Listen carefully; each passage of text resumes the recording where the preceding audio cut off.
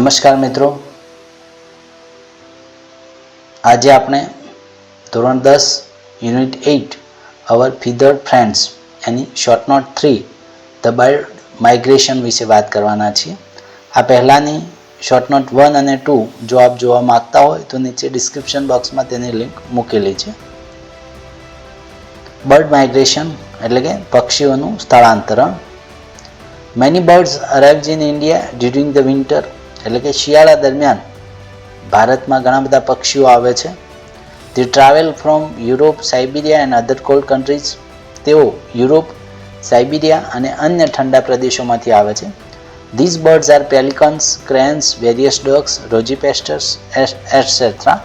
એટલે કે આ પક્ષીઓમાં પેલિકન્સ, ક્રેન્સ અને અન્ય બતકો તેમજ રોજીપેસ્ટર્સનો સમાવેશ થાય છે. They travel thousands of kilometers to reach India. એટલે કે તેઓ ભારત આવવા માટે હજારો કિલોમીટરનો પ્રવાસ કરે છે. they travel without any map. તેઓ કોઈ પણ પ્રકારના નકશા વગર જ પ્રવાસ કરે છે. they travel in flocks.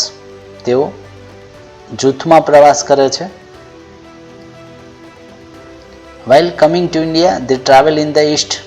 જ્યારે ભારતમાં આવે છે ત્યારે તેઓ પૂર્વ દિશામાં જ પ્રવાસ કરે છે. while returning they travel in the evening. જ્યારે પાછા ફરતી વખતે તેઓ સાંજે પ્રવાસ કરે છે. they travel in different patterns.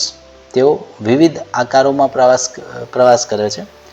birds like cranes, ducks and geese fly in V formation. એટલે કે ક્રેન્સ, ડક્સ અને ગીજ જેવા પક્ષીઓ વી આકારમાં ઉડે છે. some ducks, warblers and flycatchers fly in the group. જ્યારે કેટલીક ડક્સ, વોબલર્સ અને ફ્લાયકેચર્સ એ જૂથમાં ઉડે છે. This way birds migrate from one place to another places. અને આ રીતે પક્ષીઓ એક સ્થળેથી બીજા સ્થળે સ્થળાંતર કરે છે. અહીંયા મિત્રો આપણે શોર્ટ નોટ 3 પણ પૂર્ણ કરીએ છીએ.